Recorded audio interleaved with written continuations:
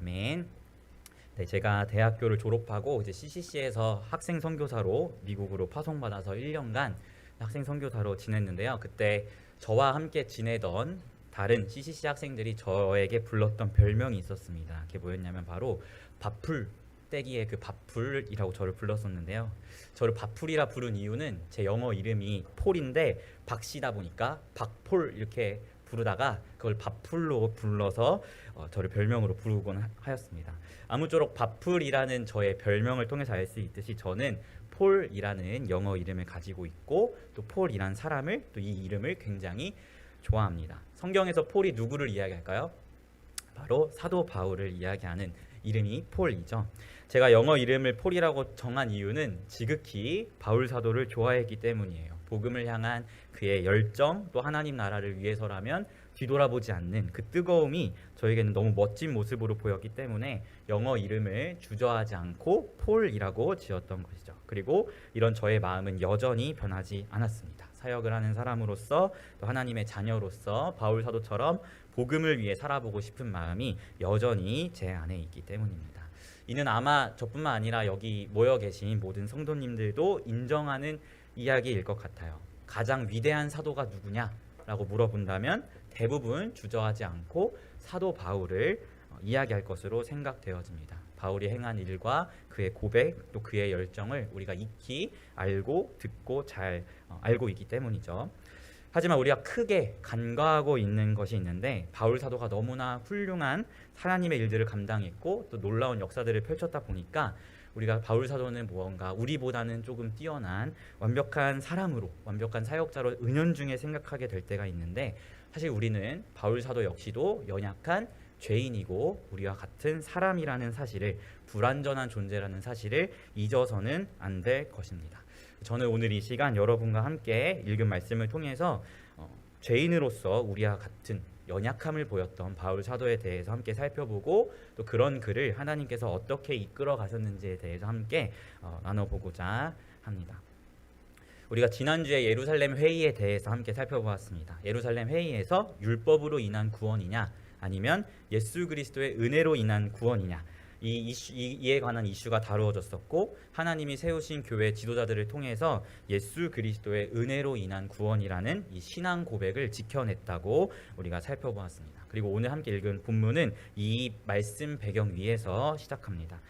이런 예루살렘 회의의 결정이 이루어졌고 바울과 바나바는 이제 자신을 파송했던 안디옥 교회로 돌아가서 이러한 소식을 전해줬지만 아직 이 예루살렘 회의의 결과를 전해주지 않은 교회가 있었죠. 바로 바울과 바나바가 1차 선교 여행을 하면서 세웠던 그 교회 가운데에는 아직 예루살렘 회의에 대한 이 결정문이 전달되지 않았기 때문에 바울은 바나바와 함께 그곳으로 다시 가길 원했습니다. 그래서 오늘 말씀 36절을 보면 바울이 바나바에게 이렇게 제안을 합니다. 며칠 후에 바울이 바나바더러 말하되 우리가 주의 말씀을 전한 각 성으로 다시 가서 형제들이 어떠한가 방문하자 하고 라고 이야기하면서 이 1차 선교 여행 가운데 세워진 교회에도 이 예루살렘 회의 때 결정된 이 신앙 고백, 예수 그리스도로 인한 구원, 그분의 믿음으로 인한 구원의 사실을 전해주고자 했다는 것을 우리는 말씀을 통해서 보게 됩니다. 그런데 여기서 한 가지 문제가 생겨요. 무엇이냐면 바로 바나바가 한 가지 제안을 하는데 마가 요한이라 하는 사람도 같이 데리고 가자라는 이야기를 합니다.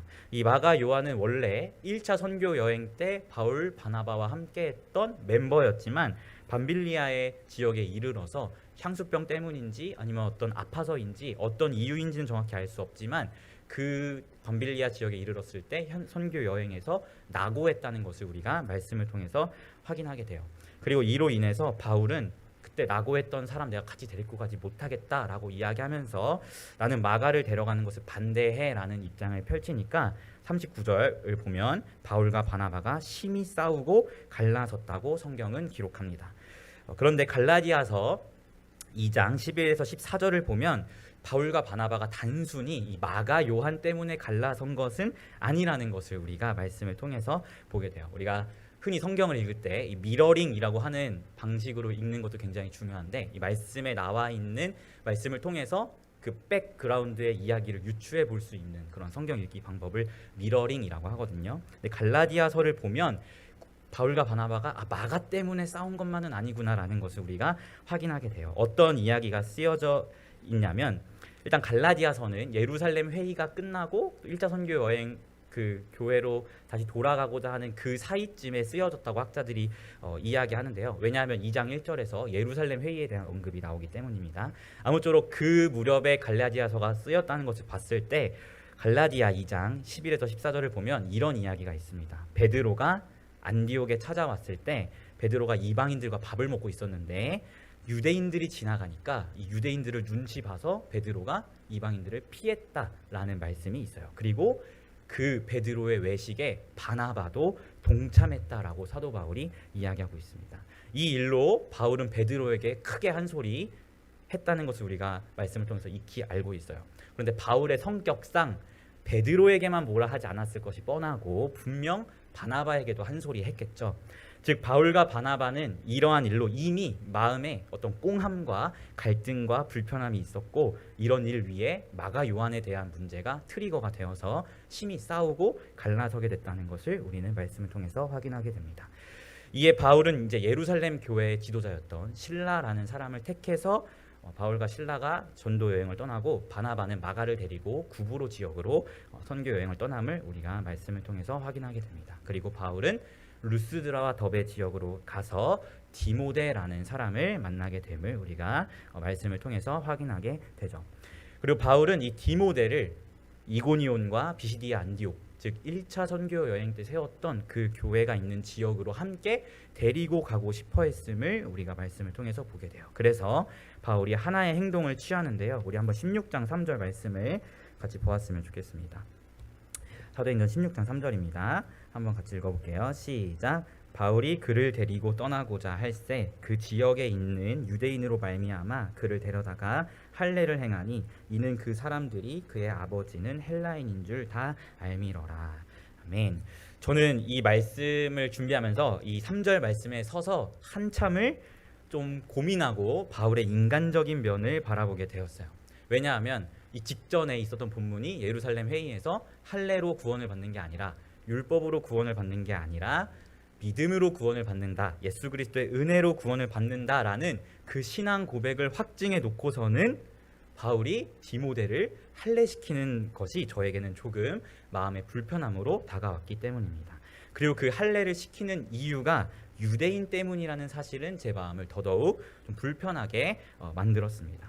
왜냐하면 갈라디아서에서 봤을 때 베드로와 바나바에게 바울이 크게 한 소리 한 이유가 이방인과 밥을 먹다가 유대인 눈치를 봐서 그들을 멀리한 이들의 외식을 두고 한 소리를 한 것인데 정작 바울 스스로도 선교여행 지역으로 다시 돌아갔을 때 마주하게 돼 유대인들의 눈치를 보고 디모데를 할례시켰다는 것을 보면서 제 마음에 바울도 인간적인 면이 있구나라는 것을 보게 되었어요. 좋게 표현하면 바울의 표현을 빌리면 그들을 배려해서 했다라고 이야기할 수 있지만 솔직하게 이야기하면 나쁘게 표현하면 눈치 봐서 한 것도 같은 마음이잖아요. 뭐 나중에 예수님 재림하시고 우리가 부활했을 때 바울 사도가 저에게 나 그때 진짜 눈치 본 거 아니라 배려해서 한 거야 라고 이야기한다면 제가 그때 사과하도록 하겠습니다. 하지만 제가 봤을 때는 순순히 배려의 마음만 있지는 않았던 것 같아요. 그도 연약한 인간이었기 때문에 분명히 유대인에 대한 눈치 보는 마음도 있었을 거라고 저는 생각합니다. 저는 여기서 바울의 죄인으로서의 연약함을 보게 되었습니다. 항상 자신을 소개할 때 나는 이방인의 사도야 라고 이야기했지만 그의 마음 가운데 은연중에는 유대인으로서의 잔재들이 분명 남아 있었고 자신도 모르게 그 유대인으로서의 잔재의 영향을 받았다는 것을 우리가 말씀을 통해서 보게 되는 것이죠. 그도 은연중에 유대인들을 신경 쓰고 있었고 좋게 말하자면 배려지만 나쁘게 말하자면 그들의 눈치를 보았다는 것을 우리는 말씀을 통해서 보게 되는 것 같습니다. 사실 그리고 이러한 바울의 연약함은 그의 사역에서도 사실은 드러나요. 이방인의 사도라고 이야기하는 바울의 사역을 보면 특히 1차 선교 여행을 볼 때 대부분 유대인의 회당을 중심으로 이루어짐을 우리는 보게 됩니다. 즉 유대인으로서 은연중에 유대인의 잔재의 영향을 받아서 선교 여행을 가고 자기가 이방인의 사도라고 이야기하지만 가는 곳곳마다 유대인의 회당을 찾아서 거기서 말씀을 전하고 사역하는 것을 보게 되거든요. 어쩌면 저도 그럴 수 있겠다라는 생각은 해요. 왜냐하면 제가 만약에 선교지로 선교를 떠났다 하면 가장 먼저 찾을 것이 한인교회를 찾아갈 것 같아요. 왜냐하면 저희의 가장 익숙한 문화이고 사람들이고 우리 민족이기 때문에 한인교회를 찾아갈 것 같은데, 아마 바울도 이처럼 유대인으로서 선교 여행을 갔고 또 은연중에 유대인의 잔재의 영향을 받아서 이 유대인의 회당을 중심으로 사역을 했다는 것을 보게 됩니다. 이는 16장 6절에서 8절에 더욱더 분명하게 나타납니다. 한번 같이 읽어볼까요? 6절에서 8절입니다. 시작. 성령이 아시아에서 말씀을 전하지 못하게 하시거늘 그들이 부르기아와 갈라디아 땅으로 다녀가 무시아 앞에 이르러 비두니아로 가고자 애쓰는데 예수의 영이 허락하지 아니하시는지라 무시아를 지나 드로아로 내려갔는데. 아멘. 네, 이제 바울이 2차 선교 여행을 어디로 가려고 했다고 나오죠? 바로 아시아라는 지역으로 가려고 했다고 이야기하고 있어요. 그리고 이 아시아라는 지역은 오늘날 터키 지역으로 이 요한계시록에 7교회가 나와 있는 그 지역이 바로 아시아입니다. 특별히 이 아시아 지역의 대표적인 도시가 잘 알다시피 바로 에베소라는 도시이죠. 그리고 바울은 여기를 굉장히 가고 싶어 했어요. 왜 그랬을까요? 성경 연구 프로그램 로고스라는 프로그램에 에베소를 검색하면요, 어떤 설명이 나오냐면 이런 눈여겨볼 설명 중에 이런 설명이 나옵니다. 대규모 유대인 유권자들이 머물던 도시였다라고 서술하고 있어요. 즉 에베소라는 도시가 어떤 도시라고요? 대규모 유대인 유권자들이 머물고 있었던 도시가 에베소였다는 것을 우리가 보게 돼요. 즉 바울은 자기를 이방인의 사도라고 이야기하지만 은연중에 유대인으로서의 그 유대인의 잔재의 영향을 받아서 대규모 유대인 유권자들이 있는 그 에베소 지역으로 가고자 했다는 그의 은밀한 마음을 우리가 엿볼 수 있는 것이죠. 그리고 이렇게 몇 번이나 에베소 아시아 지역으로 가려고 애쓰고 애썼는데 누가 막았다고 이야기하죠? 바로 예수의 영, 성령이 막았다고 기록하고 있습니다. 한번 지도를 같이 봤으면 좋겠어요. 네, 이 지도를 보면 바울이 에베소로 가고자 굉장히 애썼지만 성령이 막으셔서 결국 에게해 바로 앞 드로아까지 바울이 가게 된 경로입니다. 이 경로에서 혹시 무엇이 느껴지는 게 있으신가요? 저는 이 경로를 보면서 저 주황색 제가 그린 거긴 한데 이 주황색 이 바울이 이동한 경로인데요. 저는 이걸 보면서 무엇을 느꼈냐면 바울은 어떻게 해서든 에베소 쪽으로 가려고 하지만 성령은 어떻게 해서든 그를 밀어내셔서 이 거의 원과 같은 모습으로 이렇게 삥 아시아 지역을 돌아서 드로아까지 가게 되었다는 것을 보게 돼요. 즉 바울은 에베소 쪽으로 안으로 밀고 들어오려고 하고 성령은 밖으로 밀어내셨기에 그 경로가 이 아시아 지역을 슥 피해서 원 같은 둥근 모양으로 보이고 있다는 것을 보게 되는 것이죠. 네, 내려주셔도 됩니다. 그리고 바울은 결국 이 에게 앞에 그 드로아 지역에서 아주 유명한 마게도니아 환상을 보게 됩니다. 이 마케도니아 사람들이 건너와서 우리를 도우라라고 이야기하는 그 환상을 에게 앞 드로아 지역에서 바울이 보고 이 에게를 건너면 마케도니아 지역이거든요. 그래서 이제 내가 여기 건너가야겠다라는 결단을 하는 것을 우리가 익히 잘 알고 있는 말씀으로 우리가 알고 있죠. 그런데 우리가 여기서 주목해야 할 것은 성령이 몇 차례 막았음에도 불구하고 바울은 아시아로 계속해서 가려 했고 결국 그에 따른 하나님의 조치가 환상이었다는 것에 주목해야 합니다. 제가 진짜 좋아하는 신학자 중에 게알더스 보스라는 학자가 있는데요. 이 학자는 성경에 꿈이나 환상이 나타날 때 특별히 하나님이 꿈이나 환상으로 계시하시는 이유가 그 사람의 영적 상태가 굉장히 좋지 않기 때문에 그러한 수단으로 하나님이 역사하신다라는 이야기를 해요. 말씀으로 아무리 말을 해도 안 들으니까 최종적인 수단으로 환상이나 꿈을 통해서 말씀하시는 거죠. 대표적으로 야곱이 영적 상태가 굉장히 안 좋았을 때 하나님의 천사가 사다리 타고 오르락내리락 하는 환상을 보면서 하나님의 뜻을 말씀해 주셨던 것처럼 무언가 그 하나님의 말씀을 하셨지만 그 영적 상태가 좋지 않아서 그 말씀을 제대로 수용하지 못할 때 환상이라는 수단을 통하여 하나님의 뜻을 보이신다라는 것을 게알더스 보스라는 학자는 이야기합니다. 오늘 말씀에서 보면 바울은 유대인으로서 조금은 더 사역하기 편할 것 같은 대규모 유대인 유권자들이 있는 에베소로 가려 했지만 성령은 몇 차례 그것을 막았어요. 그럼에도 바울은 계속해서 은연중에 그곳으로 가려 했죠. 그리고 성령님은 결국 하나님께서는 그 끝에 환상이라는 수단을 통해서 바울에게 말씀하셨다는 것을 보게 됩니다. 이러한 저의 해석은 10절 말씀에서 더더욱 확신을 얻을 수 있는 것 같아요. 우리 한번 10절 말씀 같이 봐볼게요. 16장 10절입니다. 시작. 바울이 그 환상을 보았을 때 우리가 곧 마게도냐로 떠나기를 힘쓰니 이는 하나님이 저 사람들에게 복음을 전하라고 우리를 부르신 줄로 인정함이로라. 하나님이 우리를 부르신 줄로 뭐 했다고요? 인정했다라고 이야기합니다. 즉 이제야 성령의 이끄심임을 인정하게 되었다라는 것을 우리가 말씀을 통해서 보게 되는 것이죠. 마케도냐는 유대인들이 많은 에베소와는 다르게 헬라 문화의 원산지였기 때문에 이방인들이 넘쳐나는 곳이었죠. 그리고 하나님께서는 은연중에 유대인으로서 보이게 되는 바울의 잔재들을 밀어내시고 이방인들이 넘쳐나는 마케도냐로 바울을 인도하심을 우리는 말씀을 통하여 보게 되는 것입니다. 사랑하는 성도 여러분, 오늘 우리는 위대한 사도였던 바울의 인간적인 면을 함께 살펴보았습니다. 바울도 죄인이었고 그도 연약한 자였습니다. 베드로와 바나바가 외식을 했을 때 그들에게 화를 내기도 하고 마가 요한을 데리고 가자 했을 때 마가 요한을 사랑으로 품어주지 못한 연약한 모습도 보였으며 베드로와 바나바를 지적했으면서도 자신도 유대인 눈치를 봐서 디모데를 할례시키는 좀 내로남불의 태도 역시 보였습니다. 그리고 은연중에 자기 자신이 사역하기에 조금은 편한 곳으로 가려 했던 모습들 역시도 우리가 말씀을 통하여 보게 되었습니다.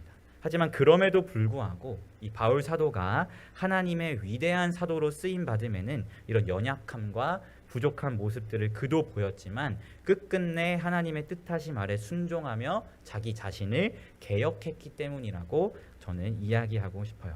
특별히 10절 말씀에 우리를 부르신 줄로 인정하였더라의 그 인정하였다라는 이 단어는요, 헬라어의 쉰바비조라는 단어인데요. 이 단어는 쉰이라는 단어와 바시스라는 단어의 합성어입니다. 그래서 쉰은 함께라는 뜻이고 바시스는 걷다라는 단어인데요.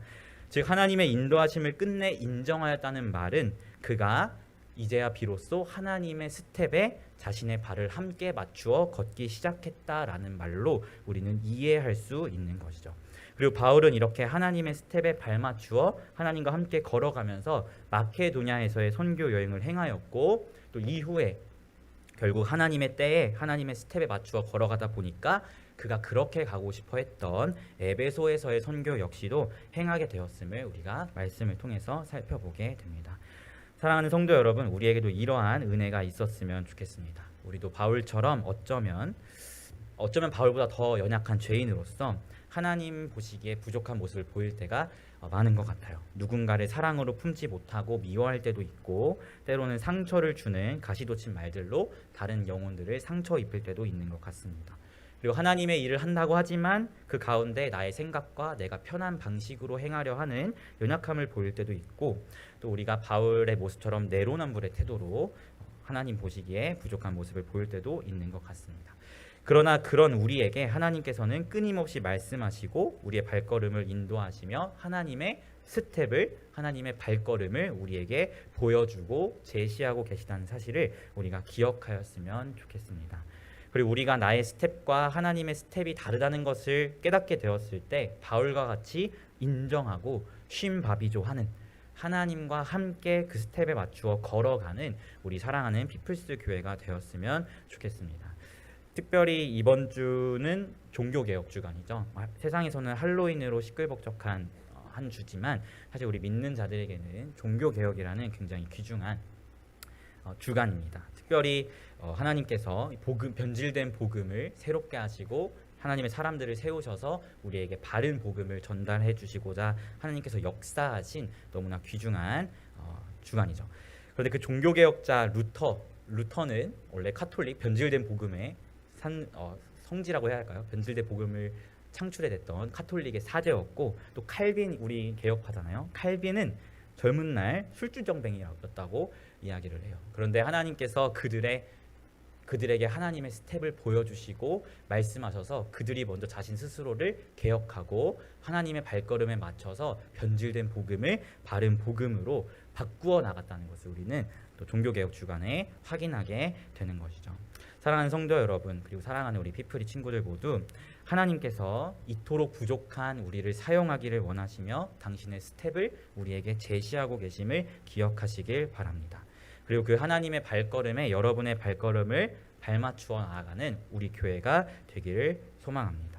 하나님의 발걸음은 가장 완벽한 발걸음이며 그분의 보폭에 맞추어 쉼바비조 하며 나아갈 때에 우리의 삶은 하나님의 역사가 놀랍도록 나타나는 은혜의 삶이 될 것이라고 확신합니다. 특별히 저희는 개혁주의 신학 위에 세워진 교회죠. 개혁파 성도는 날마다 하나님의 스텝에 우리의 삶과 우리 스스로를 개혁하며 쉼바비조하는 성도가 바로 개혁파 성도입니다. 이러한 성도로서의 삶을 우리가 나아가는 우리 교회가 되었으면 좋겠습니다. 또한 특별히 하나님의 스텝이 당장 나의 스텝과 다르다고 해서 절망하지 않으셨으면 좋겠습니다. 바울도 끝끝내 에베소로 가고 싶어 했던 그 마음이 하나님의 스텝에 따라 발맞춰 나아가다 보니까 3차 선교 여행 때 결국 에베소 선교를 할 수 있었던 것처럼 하나님의 때가 되면 내가 원했던 나의 스텝이 하나님의 발걸음이 되어서 그 모든 것을 내 힘이 아닌 하나님의 능력으로 행하게 될 것이라는 사실 또한 확신하며 나아가는 여러분이 되셨으면 좋겠습니다. 언제나 하나님과 함께 걷는, 하나님과 함께 쉼바비조하는 우리 피플스 교회가 되어서 이 시대 가운데 하나님 나라를 위하여 귀하게 쓰임받는 그런 공동체가 되기를 예수님의 이름으로 소망합니다. 아멘. 우리 같이 찬양하였으면 좋겠어요. 우리 시간 함께 오늘 이곳에 계신 성령님이란 찬양 같이 고백하며 나아가도록 하겠습니다.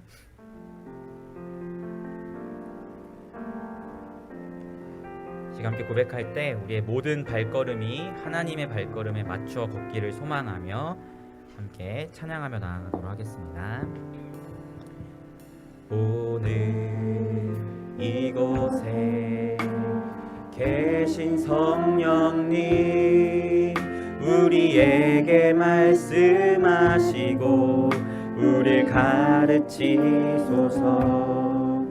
닫힌 우리 맘 열어주시고 주의 빛으로 밝혀 우리를 인도하소서. 주님보다 앞서지 않고 겸손하게 주님의 말씀 기다리니 주님 손에 우리 드립니다. 사랑으로 인도하소서. 주님보다 앞서지 않고 주님보다 앞서지 않고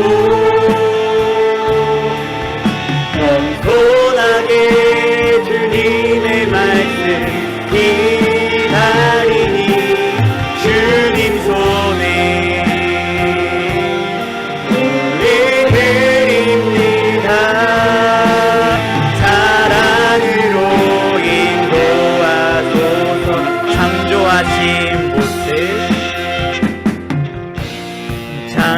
창조하신 모습 떠난 우리를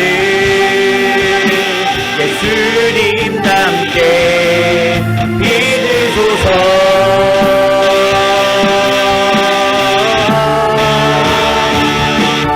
주님보다 앞서지 않고 겸손하게 주님의 말씀 기다리니 주님 손에 우리 드립니다. 사랑으로 하나님 우리가 당신의 스텝에 함께 발맞춰 걷기를 소망합니다. 아멘. 앞서지 않고 겸손하게 주님의 말씀 기다리니 주님 손에 우리 삶을 드립니다. 사랑으로 인도하소서. 사랑으로 인도하 다시 한번 고백할까요? 사랑으로 말씀하소서. 사랑으로 말씀 말씀하소서. 사랑하는 성도 여러분, 위대한 사도였던 바울 사도 역시도 한 죄인으로서 연약한 모습을 보였지만 그 가운데에서 그가 위대한 사도로서 쓰임받을 수 있었던 것은 하나님께서 그에게 자신의 뜻하심을 말씀하여 주시고 하나님의 발걸음의 스텝이 무엇인지를 보여주셨을 때에 거기에 쉼바비조하며 자신의 발걸음을 하나님의 스텝에 맞추어 걸었기 때문임을 우리가 기억하였으면 좋겠습니다. 우리의 교회의 모습이 이러한 모습이 되기를 소망합니다. 나의 생각과 나의 욕심과 나의 가치관과 나의 모든 것들을 하나님 앞에 내려놓고 주님이 먼저는 우리에게 말씀하여 주시는 하나님의 스텝을 우리가 바라보며 나아가였으면 좋겠습니다. 그리고 그 하나님의 발걸음에 그 보폭에 우리의 발걸음을 맞추며 함께 걸어 나아가서 정말 하나님께서 이 어두운 시대 가운데 하나님 나라를 위하여 귀중하게 사용하시는 그러한 우리 교회가 될 수 있도록 함께 기도하였으면 좋겠습니다. 함께 기도하며 나아갈 때 하나님 우리의 발걸음을 당신의 발걸음에 맞추기를 소망합니다. 나의 고집과 나의 생각은 내려놓게 하시고 날마다 우리의 삶과 발걸음을 돌아보고 개혁하며 하나님과 함께 걸으며 나아가는 그리하여 살아있는 교회가 되고 살려내는 교회가 될 수 있도록 인도해달라고 함께 이 시간 전심으로 기도하며 나아가도록 하겠습니다. 기도하겠습니다. 하나님 아버지, 그렇습니다. 우리가 이 시간 당신의 말씀을 통하여 하나님의 발걸음에 우리의 발걸음을 맞추며 나아가기를 소망하고 결단하며 나아갑니다. 아버지, 우리가 보였던 연약한 모습과 고집과 아집들이 있다면 하나님 당신의 말씀 앞에 그 모든 것들을 내려놓을 수 있도록 인도하여 주시옵시고 우리가 하나님의 발걸음에 발맞추어 걸어 나아가는 우리 교회가 될 수 있도록 인도하여 주시옵소서. 아버지, 위대한 사도였던 바울 사도 역시도 마가 요한을 사람으로 부리지 못하는 연약한 모습들을 보였고 베드로와 바나바에게 뭐라고 지적하는 그러면서도 자신은 유대인의 눈치를 또한 보며 나아가는 부족한 모습들 또한 보였으며 하나님의 성령이 막으심에도 불구하고 계속해서 자신이 사역하기에 선한 곳으로 은연중에 나아가려 했던 부족한 모습들을 보였음을 우리가 말씀을 통하여 확인합니다. 하지만 그럼에도 불구하고 사도 바울이 주 앞에 위대하게 쓰임받을 수 있었던 것은 하나님께서 자신의 뜻하심을 말씀하셨을 때에 그 뜻에 자신의 발걸음을 맞추며 하나님과 함께 걸으며 나아갔던 하나님의 제자였기 때문임을 우리가 기억하오니 아버지, 사랑하는 디플스 교회가 하나님의 발걸음에 자기의 발걸음을 맞추어 함께 걸어가는 자들이 될 수 있도록 주님 인도하여 주시옵소서. 우리의 고집과 우리의 아집과 우리의 생각과 나의 원함을 하나님의 말씀 앞에 다 내려놓고 정말 주님이 우리에게 무엇을 말씀하시는가 귀를 기울이며 하나님의 발걸음에 우리의 발걸음을 맞추어 이 어두운 세상 가운데 하나님의 나라를 세워가는 귀한 주님의 교회가 될 수 있도록 인도하여 주시옵소서. 특별히 종교적 시간을 맞이하였습니다. 우리가 먼저 우리의 삶을 돌아보고 우리의 삶을 개혁하며 나아가기를 소망합니다.